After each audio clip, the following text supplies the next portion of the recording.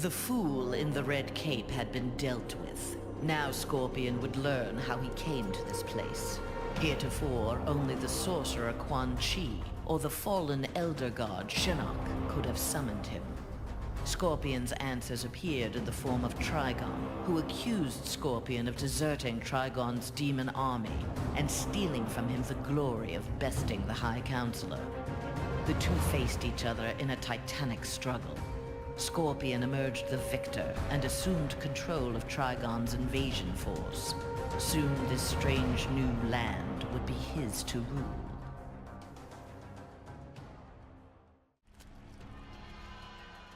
Shao Kahn was dead. The god of war had prevailed. The spell that had summoned him began to reverse itself. As he slowly faded from this place and time, Kratos was approached by Raiden and Fujin. Though he did not count them among his enemies, Kratos had never been beloved by these gods. He prepared for combat. To his surprise, they bowed to him, a show of respect he had not seen from an immortal in many an age. Raiden explained that though his motives were not pure, Kratos had saved Earthrealm. He was owed a debt of gratitude.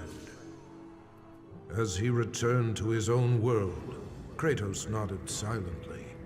Their change of heart would perhaps prove useful one day.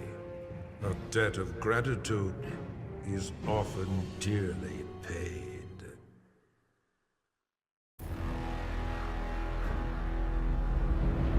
I arrived in this realm accidentally.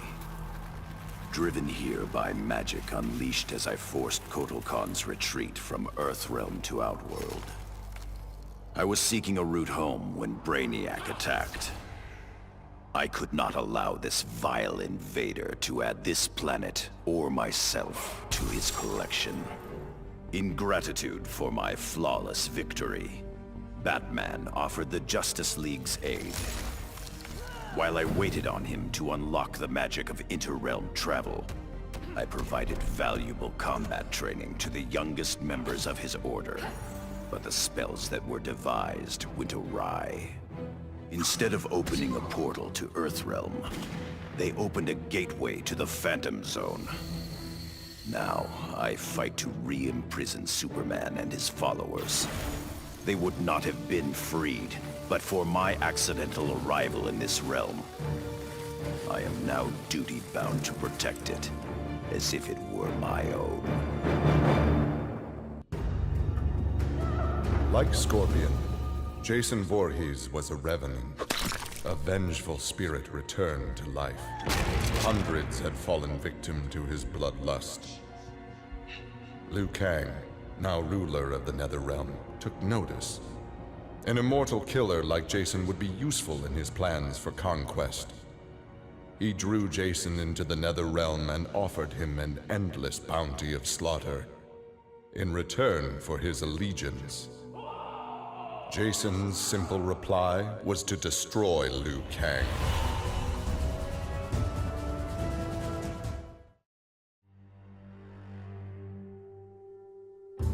Freddy Krueger's bladed hands tore through Shao Kahn. The demonically enhanced weapons had been more than a match for the Emperor's dark magic. Though Freddy had saved Earthrealm, Nightwolf recognized him as an evil spirit, and in a shamanistic ritual, sent him back to the Dream Realm. But that decision proved ruinous. Freddy did not resist. He welcomed a return to immortality. From the Dream Realm, he will again create a nightmare in Earthrealm.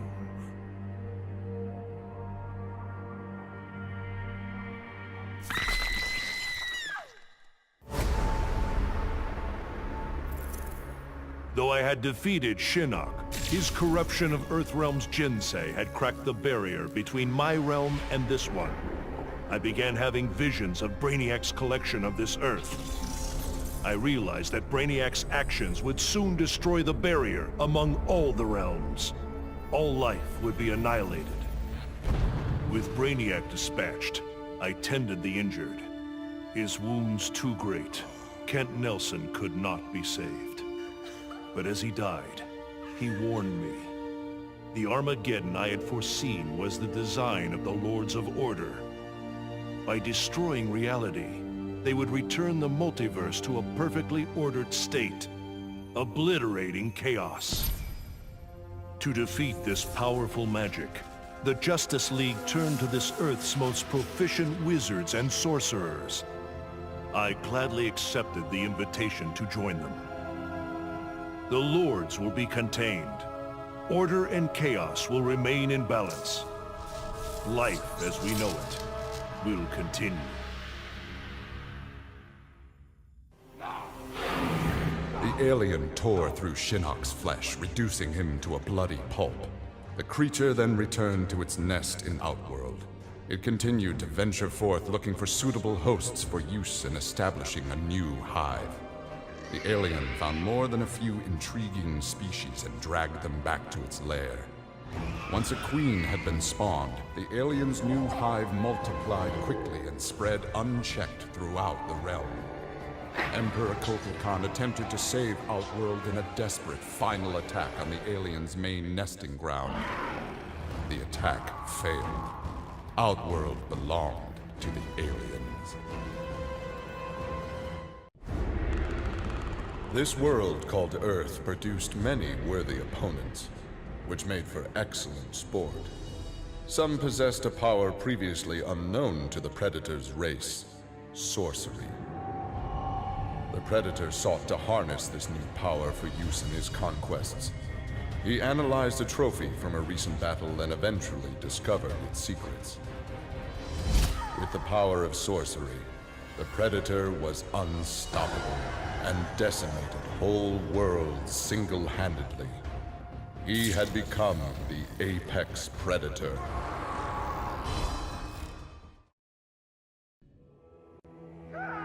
Leatherface had cut down the old man in the strange outfit. Maybe now that he was dead, the pretty yellow-haired gum-chewing girl would notice Leatherface. Putting on his fanciest mask, Leatherface found the army camp where the pretty girl could be found most days. He had to cut through a few guards and more than a few of her friends to get to her, but it was worth it. He pulled out the old man's face, which he'd saved for the girl as a present. The girl didn't want the present, and she wasn't being nice. So Leatherface chopped her into tiny pieces for Drayton to use in his chili.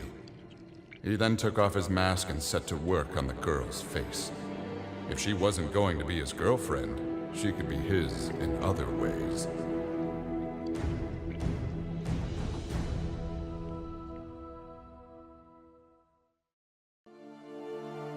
Somehow Brainiac shanghaied me on a slow boat to this universe. Bastard had big dreams about me being in his collection. Guess what I thought about that idea? Taking Brainiac out certainly got folks' attention. I got a lot of offers to stick around, but I got bored quick.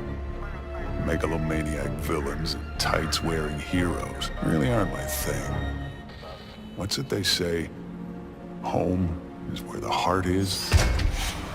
But when I got back, things just weren't the same. The Bureau felt too small. It was time for me to hit the road. Africa was totally the right call. Wide open spaces suit me.